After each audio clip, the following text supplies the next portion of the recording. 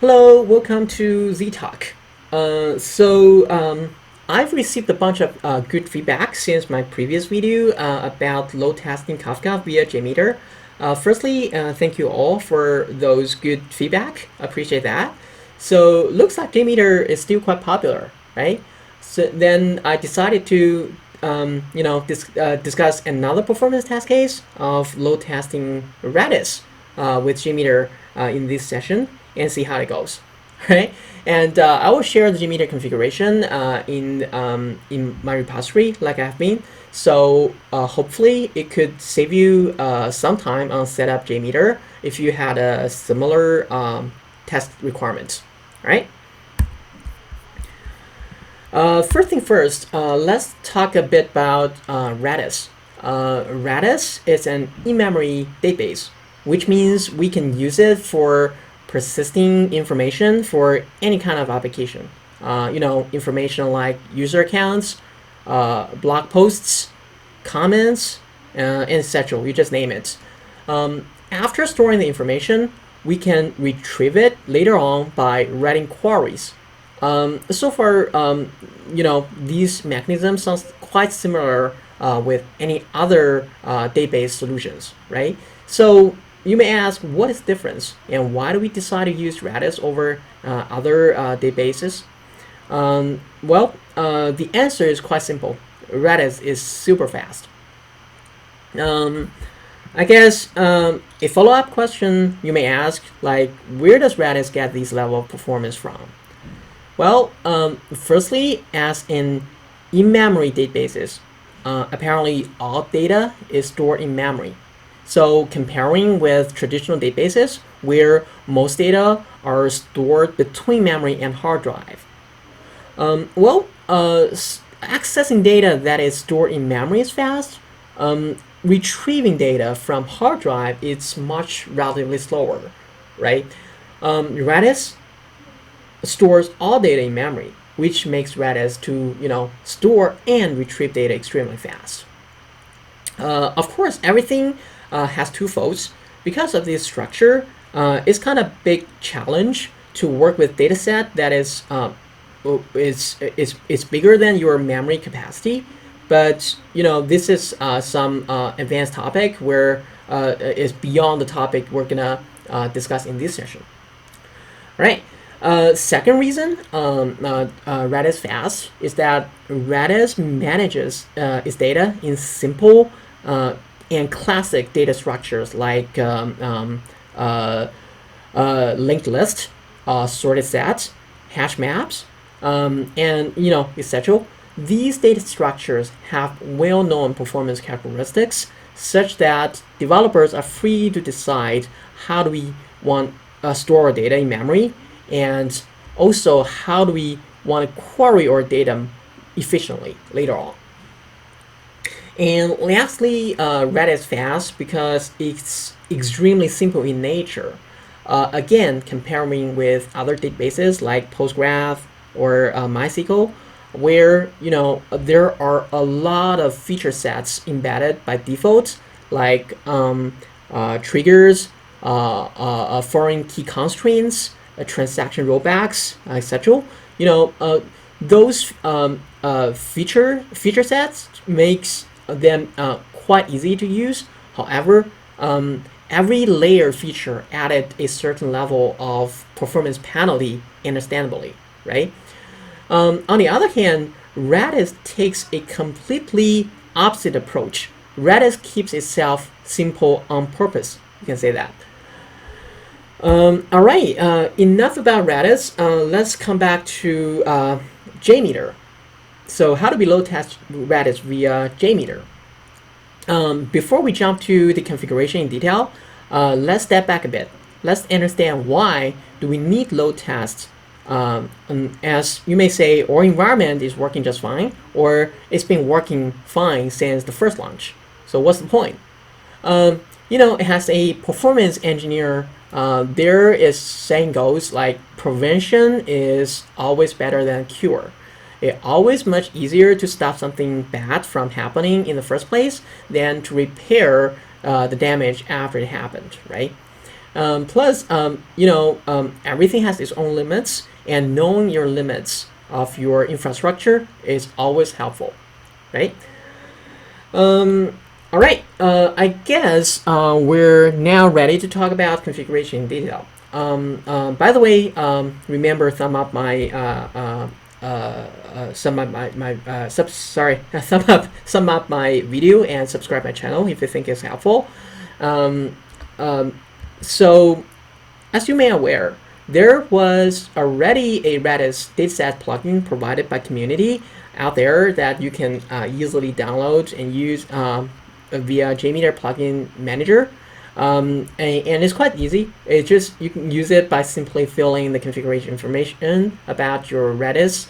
And I believe there are a bunch of tutorials available online to help you understand how to use it. To make the test case more flexible and robust, however, I'd like to share my solution by mainly JSR 223 samplers. Basically, I'm not going to use this JMeter plugins manager at all. I built a connector by some public libraries via JSR 223. So let's see what it's about. So by the way, speaking of required libraries, so these three libraries that are required for this test plan. First one is JSON, which is a Java library that can be used to convert Java objects into their JSON representation. The second, Redis, which is Redis Java client, and the last one, JSON jar, which provides us Java JSON libraries. All right, cool. That's basically the requirements. Like you can download all three required libraries online. Pretty easy. Just search by Google. All right. Let's switch to my JMeter and let's get it started. Well, first thing first, you're gonna install Redis somewhere so that you can access and test it out, right? So for my testing purpose, I just keep it real simple. I install Redis on my local MacBook via Homebrew, which is just one command. And here we go. I just make sure my Redis service is up and running on my local. All right. So on your end, if you're using Windows, just Google it how to install Redis on Windows, or you can just spin up a EC2 instance and install Redis over there. It's totally up to you. All right. Now back to JMeter side. Here's my test plan. As you remember, because I added three dependencies, three libraries, Redis, this is the important one. So I added Redis Java client here so that I can interact with Redis directly from JMeter, such that we can create scenarios that include both message producers and consumers.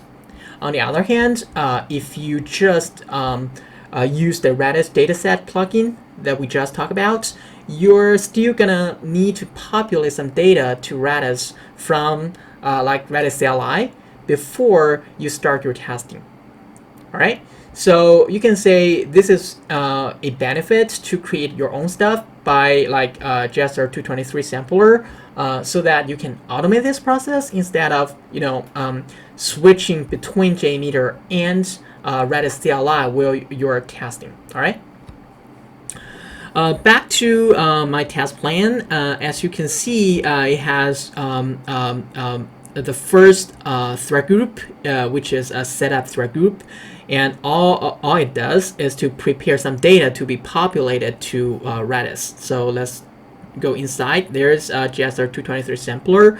So what it does is just to use the random string function to create a random string. As you can see, I define a variable called message length, which I define right here, message length, so that I can easily manage the length of message as whatever we need, right? So here I set as 200.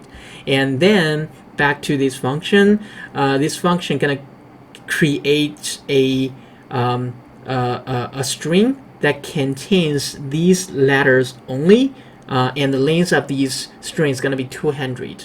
And then this string is going to be stored in a property called message.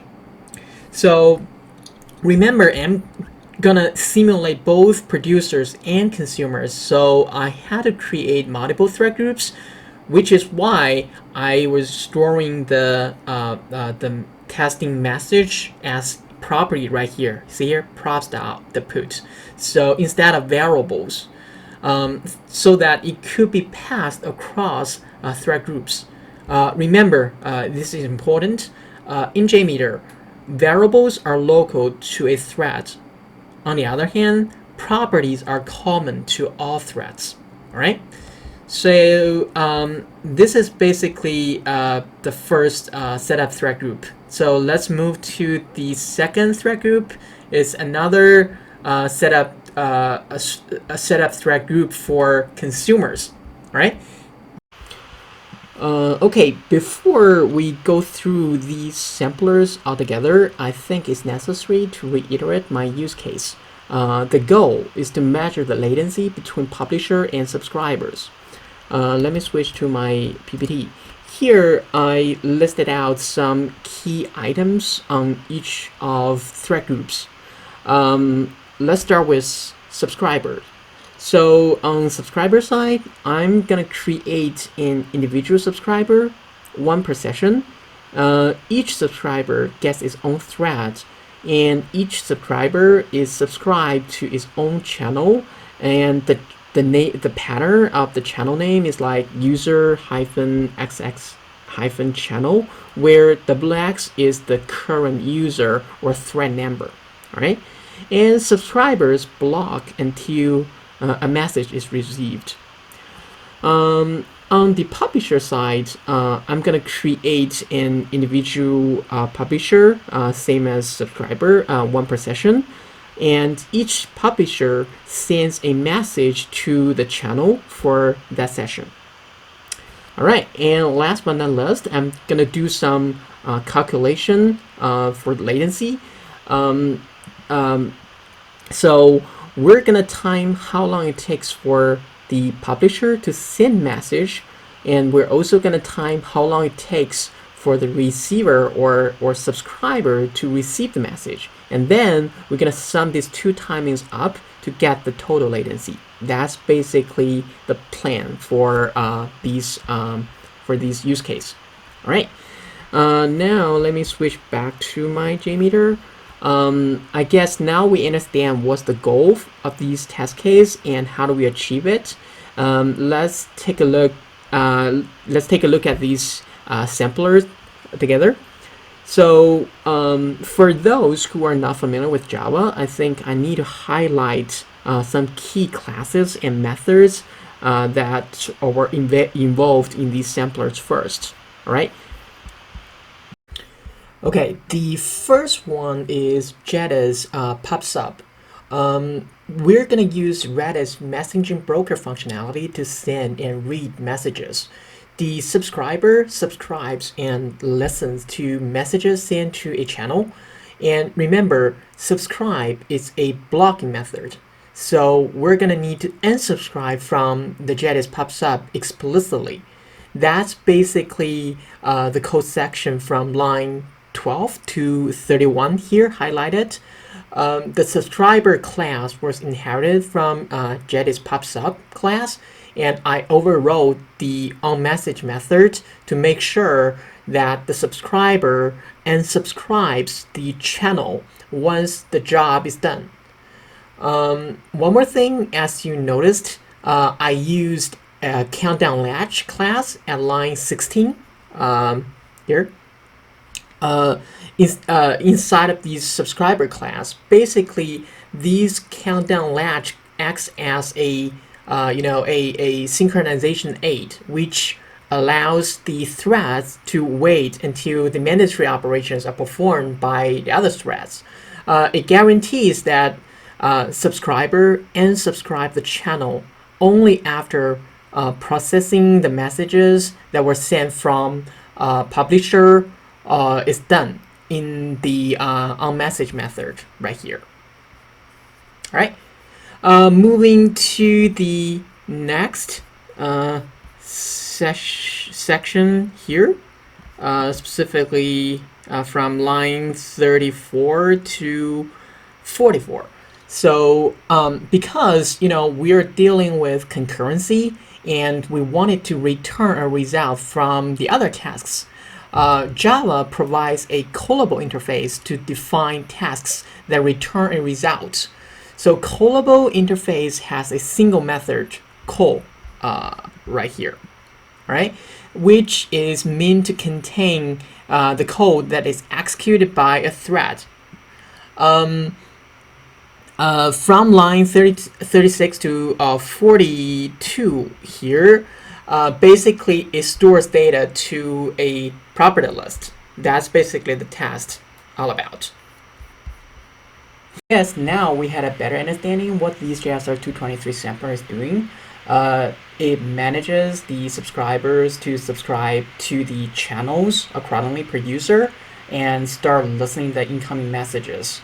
And once it finishes message processing, and subscribes to that channel, right? So the setup has been done so far. Let's move to the next two thread group for consumers and producers accordingly. All right. So why don't we start from producers, right? So in these JSR 223 sampler inside producers thread group, we're gonna time how long does the producer take to send a message, right? At line 9, as you can see, the producer firstly connects to the Redis, and then at line 10, each producer is gonna publish the random message that was generated at the first setup thread group via that random string function. Remember, right? So you're gonna publish that random message to the channel accordingly based on the thread number here, right? After we calculate the duration at line 13, right? So we start the timer here before we connect to the to the Redis and publish the message. So we calculate the duration right here at line 13, and then we're gonna send that string to the channel as well, right? So that's basically what these producer thread group does. All right. Okay. Let's move to the last thread group for consumers right here. At line 11 and 12, the callable is going to retrieve those properties that are stored to these user waiter key. Remember, those properties were put in the call method in the consumer setup thread group right here at line 34. Remember?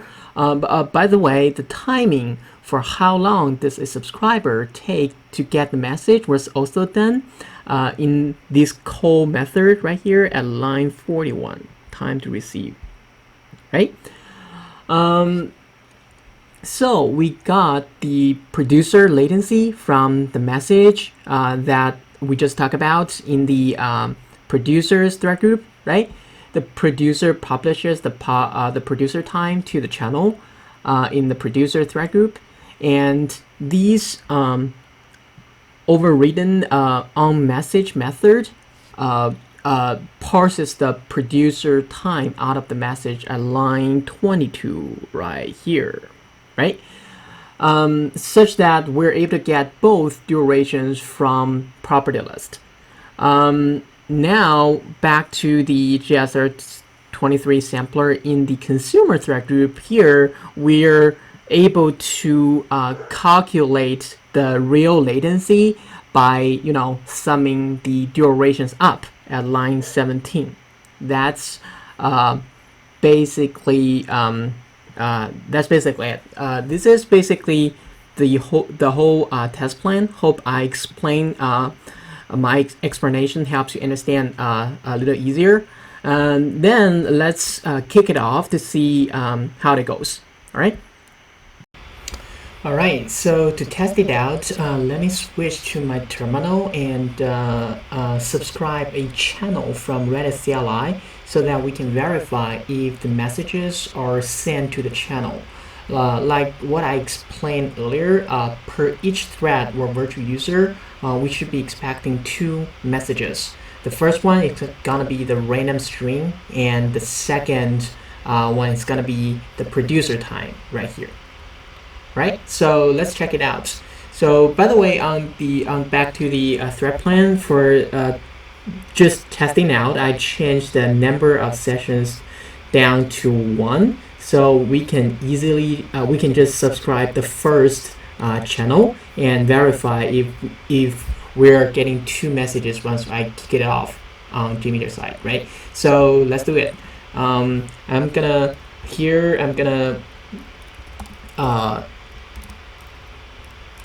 go to Redis CLI, and here we go. I'm gonna subscribe the channel. Channel name is gonna be here, right? User hyphen the number of the thread, which is number 1, and channel. All right. Now you can see I've subscribed to these channels successfully, and I got some feedback. It's subscribed to this channel name, right? Now everything's ready. Let's kick it off on JMeter. Let me go to the result tree and kick it off. All right, so here we go. This is exactly what I'm looking for. So this I just received 2 messages. The first one, see here, is the message, and here we go. This is the random string that was generated here at step 1. These set up thread group via these random string function, right? And it's like 200 character long, and it only contains these letters as we define right here, right? And the second one, back to the samplers inside this producer, the second one is gonna be producer time, and it is the producer time right here. We calculate it, and here we go. All right.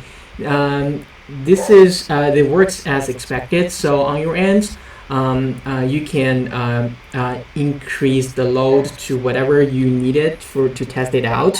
And I'm gonna share these test plan on my GitLab repository. So feel free to download and play with it. All right, so it's pretty much what I want to share for this session, and thanks for watching, and remember, thumb up and subscribe to the channel if you think it's helpful. So thanks again, and see you next time.